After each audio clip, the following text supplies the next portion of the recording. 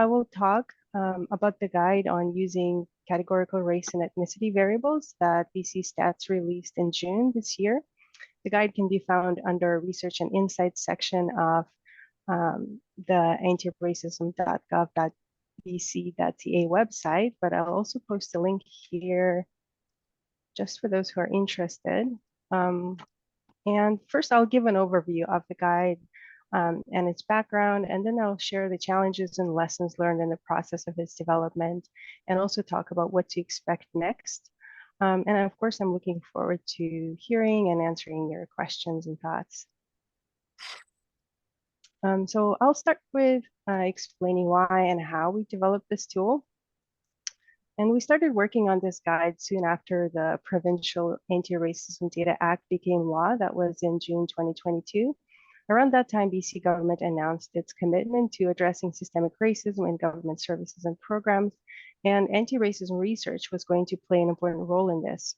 At the same time, we also knew of many barriers to this type of research. For example, there's lack of race-based and other demographic data that's available. There's uncertainty around when and how to use this data. And also there was a lack of policy structures that would support safe use of this data. And passing the act was itself a first step towards removing some of these barriers. It built a foundation for safe collection and use of race-based data in research and reporting. For example, the act explicitly allowed government to collect and use personal information in research that advances racial equity. The act also established the Anti-Racism Data Committee, which is a group of people that are selected every 2 years, and they set research priorities every 2 years. And also, the act requires that statistics and other information about the research done are released every year. Then in June this year, the first set of anti-racism research priorities was released. There are 10 priorities. For those of you who are in BC, it might be relevant. And they cover multiple sectors like education, health, justice, and economic inclusion. These priorities are meant to guide the work of ministries, but also researchers in BC for the next 2 years. And finally, to facilitate research on priority areas and to address existing data gaps, BC Stats launched a survey to collect demographic information about British Columbians in a safe and centralized way. You can see there's the British Columbia with missing letters. This is the promotional kind of logo for the survey. The survey is currently open and it will be wrapping up in October. And if you are from BC and haven't taken it yet, please do so. And the survey data will be later available to researchers through the Data Innovation Program somewhere next year. So work on these 3 areas, the implementation of the Act, the survey, and also research on priority areas is currently underway. And altogether, these efforts it will mean that more race and ethnicity data will be used in research and reporting. But unfortunately, increased availability and use of race-based data carries a risk because we know that it has been and still is misused and used inconsistently both within and outside of government. There's a good body of literature documenting existing issues and suggesting ways to improve. Here, I just included some examples from the health field. And generally, it suggested that one of the main reasons why race and ethnicity data is misused is that the concepts themselves are flawed because they're socially constructed and their meaning and definitions change as a result. The way they are measured also varies and changes, and it makes it challenging for any of us to use this data consistently. And one of the ways to address this challenge is to provide guidance to data users. So for us, while the formal policy mechanisms established under the Anti-Racism Data Act were still in development, we wanted to begin supporting users of the demographic survey data and other researchers who work on priority areas. We wanted to support them as soon as possible. And we also thought that taking this more informal approach would be a good addition to any policies that may be later released under the Act. And this focus on supporting data users was really important because misuse of race and ethnicity data does not only diminish the quality of research, but it can also harm racial and ethnic groups. So some examples of harm include perpetuating stereotypes, stigmatizing racial and ethnic groups, blaming them for their own marginalization, and also misinforming program and policy solutions. So there's clear need for guidance on how to use race and ethnicity data. And you may ask, why not use one of the ones that are, already exist out there? And here are some examples that we found. And we did hope to do that at first. But then we realized that while some guidance begins to emerge, it's either quite broad or too specific to the collection process or to a particular field. For example, there's some guidance for psychologists, there's some emerging for health researchers. And we also noticed that a lot of good discussions are still hidden behind a paywall in academic literature, or are simply not easily accessible to an average data user, either because it takes too long to find them or to make sense of them. So given this, we decided to gather all this insight that exists in many different places and put it together in one guide. And to summarize, by developing this guide, we wanted to support appropriate and consistent use of race and ethnicity data, both within and outside of government. We hope that the advice that's provided will encourage anti-racism research in the province and also help researchers and other data users feel more confident about approaching these topics. And finally, we see the guide as a way to accumulate and document best practices. And that's why we intend to continuously collect feedback and update it. It's by no means the final say, right? It's just the first step towards discussing how to use race and ethnicity data. Now moving on to the development timeline, we developed the guide through an iterative process of literature reviews and consultations with subject matter experts and data users. It was not a linear process, even though it's depicted like that on the slide. We began by reviewing literature, focusing mainly on academic articles from social and health sciences. The search was later expanded to non-academic sources. Each cycle of literature review was followed by a series of consultations with their colleagues at BC Stats, then with fellow researchers and other data users in the BC Public Service. And finally, we reached out to external subject matter experts like Amy across Canada and used their feedback to find additional literature and further refine the guide. And I'd like to note how valuable all of the reviewers were and to thank everyone who has contributed. And before publication, the Anti-Racism Data Committee and Indigenous governing entities in BC had an opportunity to review the guide as well. This is required by the Anti-Racism Data Act. And it's important to note that while the guide was published under the Act as part of that annual release of statistics and information, it has no legal authority, and it's also not part of the legislation itself.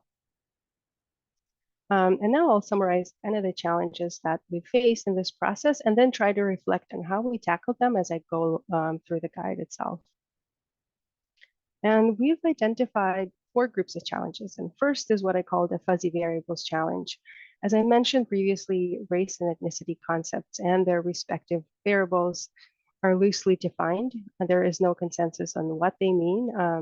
Race and ethnicity are often used together or interchangeably, like you might have seen race/ethnicity, or as proxies for related concepts such as nationality or culture or language.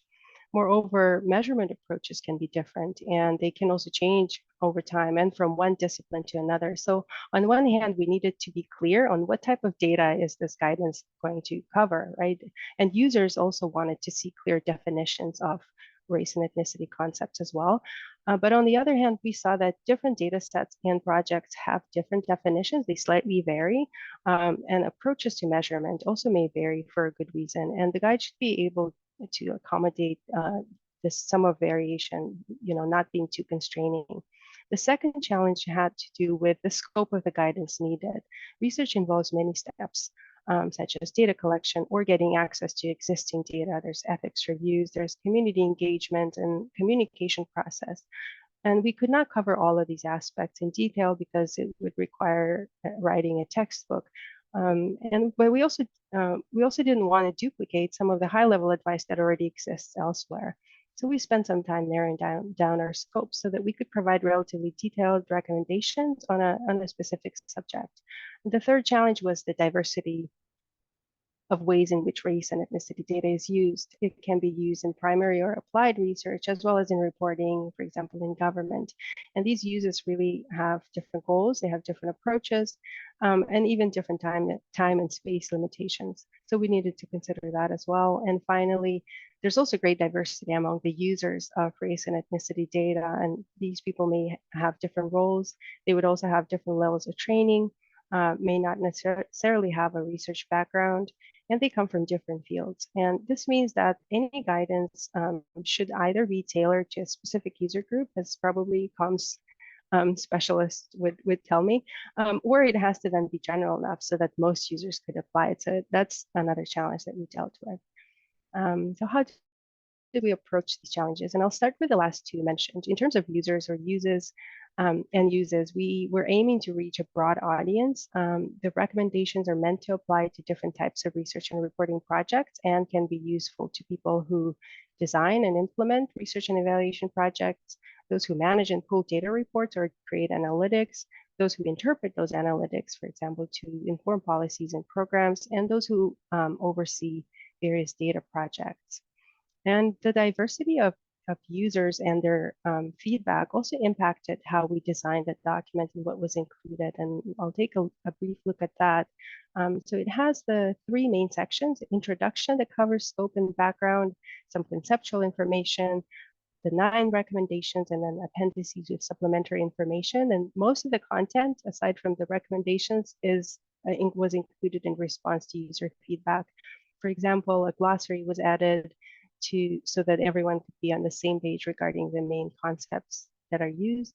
The guide is screen reader friendly and color blindness friendly.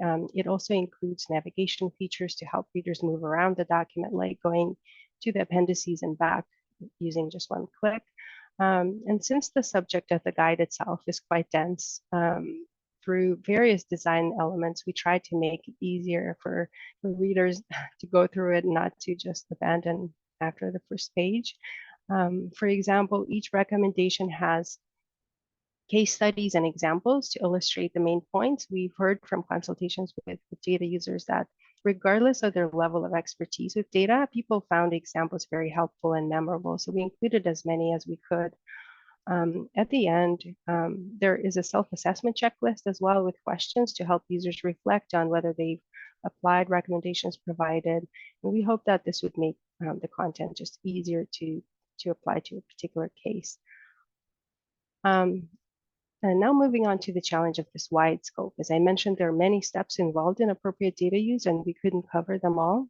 That's why we introduced our first scope limitation, which was that the guide only focuses on use of data that has already been collected and is ethically and legally accessed. So that means if you're not seeking recommendations on how to engage the community, how to assess whether the research is ethical, it's not because this is not important, because it is very important. It's just because we decided this was out of our scope and we just wanted to focus on use of data, assuming that other steps have already been taken.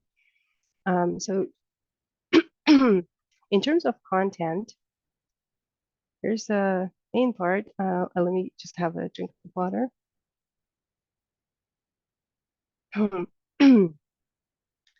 We have 9 recommendations that cover different stages of data use, from design to analysis and to communication. And I'll do my best to walk you through them without getting into the weeds. We're actually doing webinars that are 2-hour webinars to go through the recommendations. So it might be a bit challenging for me to make this make sense without the context and explanations that are given in the guide, but I'm happy to answer any questions that come up. So let's start with the first recommendation, and we're going from left to right and then like that. So from first to the last one. The first recommendation says that advises to define race and ethnicity as distinct social concepts and provide a justification for their use. So it builds on the fact that race and ethnicity are these socially constructed, fuzzy concepts. And it encourages data users to first choose whether they want to use either race or ethnicity, then define what they mean by this concept, even before they start choosing the data set that they're working with. And also, finally, to justify why is it relevant in their case. So it's not simply explaining why you're using it, but justifying it. It basically says that these concepts and data that represents them should not be used out of curiosity or convenience because you don't have any other data, or as proxies for other concepts. And that's because it creates risks of perpetuating stereotypes or coming to unfounded conclusions. Now, the second recommendation says that reads, do not attribute the effects of race and ethnicity to biological or genetic variation in racial and ethnic groups. And what it means is that while it is important to acknowledge the differences in racial and ethnic outcomes, these differences should not be treated as if they are inherent to the genetic makeup of these different groups. For example, yes, there are racial differences in prevalence of sickle cell disease, but it doesn't mean that this disease is caused by race or genetic features of a certain race, right? Genetic composition of a certain race. And the recommendation cautions basically against confusing correlation with causation and underscores the fact that racial and ethnic groups are not genetically or biologically distinct. The third one says that it encourages to consider conceptually relevant individual social structure and contextual factors that explain and modify associations between race, ethnicity, and other variables, and to also explicitly say which ones are included or excluded. So it kind of encourages data users to go beyond the simplistic two variable models or tables, and instead to incorporate factors that may explain this relationship. For example, instead of reporting that there are racial differences in COVID-related mortality, it's also helpful to explain why these differences are there. For example, discuss how access to services or living conditions may play into this. And additionally, it's also helpful to consider factors that may modify the relationships, such as gender or age. And this will help avoid errors and provide a more nuanced understanding of the relationship in question. The recommendation number 4 says that encourages to describe how race and ethnicity were measured in the data used and ensure that it aligns with concept definitions used in the project. So it basically means that it's important not to just define what you mean by race and ethnicity, but also to check because we are assuming you already have access to data, you're not collecting new data. It's important to check how is this concept measured in the data set or data sets that I have available? And does this work for my intended use case? And if it doesn't work, then this data shouldn't be used. Number 5 is about grouping racial and ethnic categories, and it says that, for example, when you're working with a set of groups, say visible minority categories, and you're thinking if they could be combined together into a BIPOC category.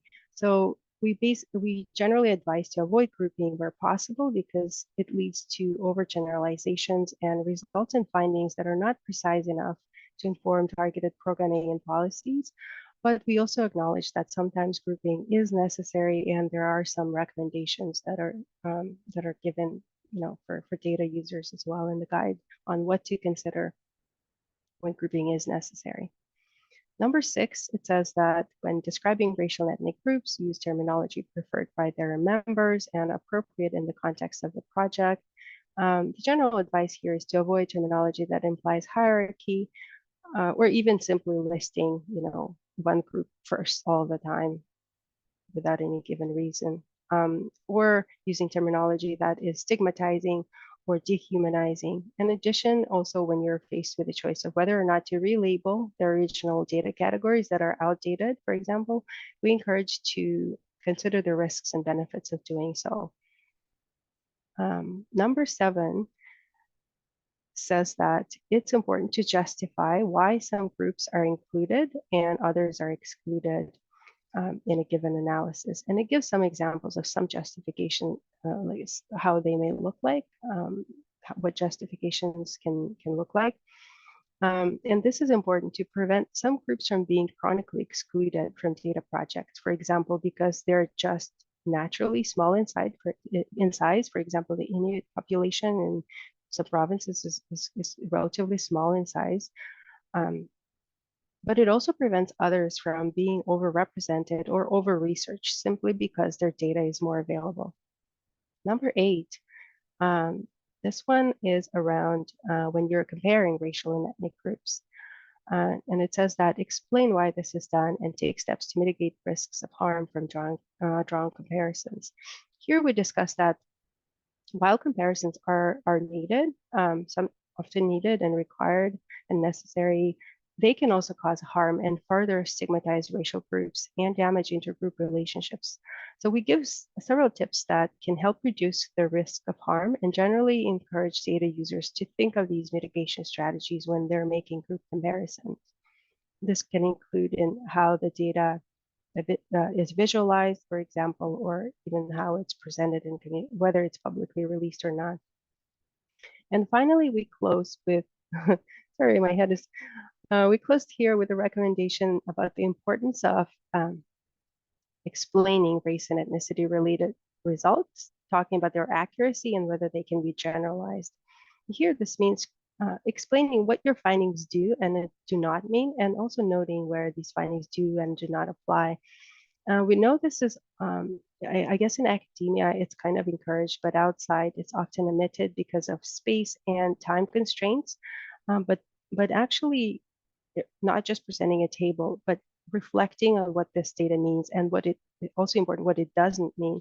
This will help consumers of your work understand the limitations of the findings and also use them appropriately. It will also help discourage deficit narratives and other harmful interpretations that readers or consumers of data reports may come to otherwise. So these are our 9 recommendations. And now you've heard of these, I wanted to note that they don't apply to all kinds of race and ethnicity data. And this relates to the fuzzy variables challenge and the need to help data users understand what type of data is covered by these recommendations. So we know that race and ethnicity can actually be measured both on a scale and as a category, but in this guide, we are focusing only on data that measures race and ethnicity as a fixed identity category. So it would either be a number or a label that simply indicates group membership. We chose categorical data because it's the most common way to measure race and ethnicity in surveys and in administrative records. But we are highlighting that this is not the only way to measure these constructs. And if you're seeing a report that uses a scale and measures ethnic identity, for example, on a scale, some of the recommendation may apply, but others may not. And finally, we recognize that race and ethnicity data can also appear under different variable names or labels, such as it can be called visible minority or ethnicity or cultural origin, like in the census. So we provided some examples of variable names that would be covered by the recommendations, and this is the screenshot you see on the right.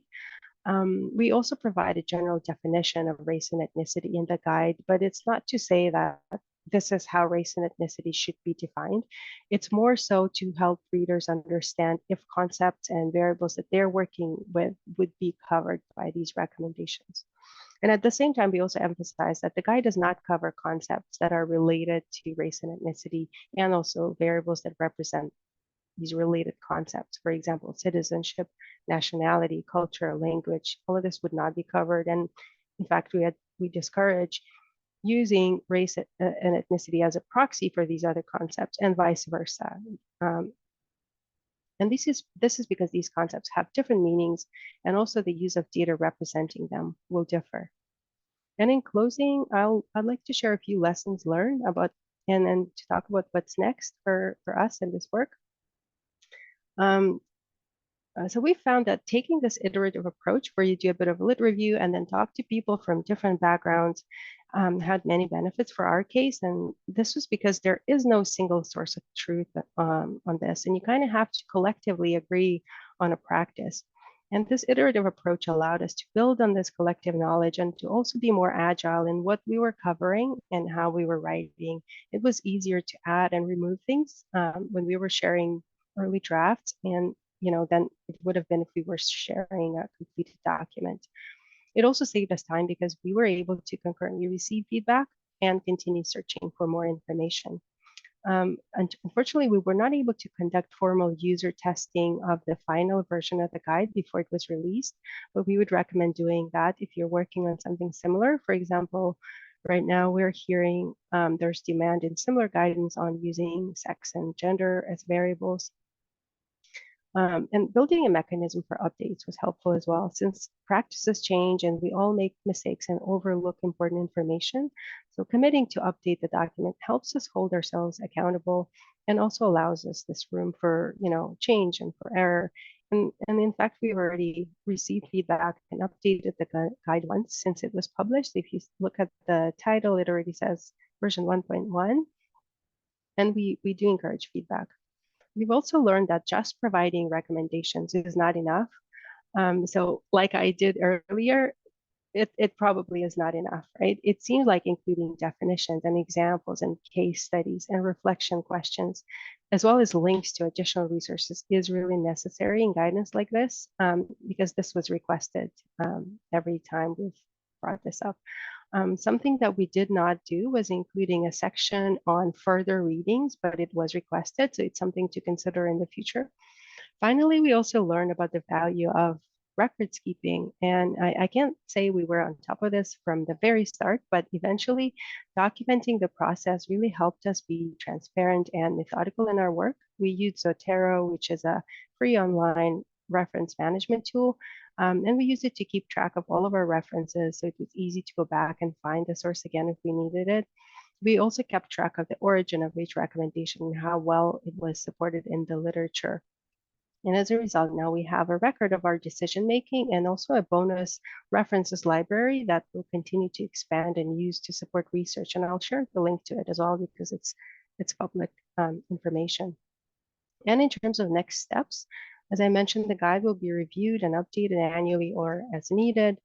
And there's several important aspects of data use that are not covered by the guide, but I think that they are important to cover. One is around controlling for race, ethnicity, as well as socioeconomic status. And the other one is about using race or ethnicity in risk prediction models and algorithms. We're continuing to collect information on these topics, so we may be expanding the guide to include cover these areas. If you're interested in reviewing future versions of the guide or have ideas for case studies or would like to contribute in any other way, feel free to reach out to me, because I can't stress enough how helpful the reviewers were and gracious with their time. And it really was a collective effort to develop this tool. We're also, I think I also mentioned that we are running online webinars right now, and for now they are internal to BC government to help promote better data use and explain these recommendations. We've had good feedback so far, and we may be expanding them to external audiences next year, depending on our capacity. And of course, since the research priorities have been released, we're working to support research teams in advancing them. And if you're interested in learning more about that, send me an email or visit the antiracism.gov.bc.ca website and subscribe for general updates there. There's an email, there's a generic email where you can subscribe to the updates as well, or they're also posted there regularly. And yeah, before we turn to discussion and questions, I'd like to share here a couple links with you where you can find the guide and read more about the research priorities and the Data Act, and also sharing the link to our references library. You can see all of the references that we use to develop the guide, and there's many more. And just to stress, this is not an actual library with full text articles. It's a references library, but some of the sources are publicly available. And this is it for me. Thank you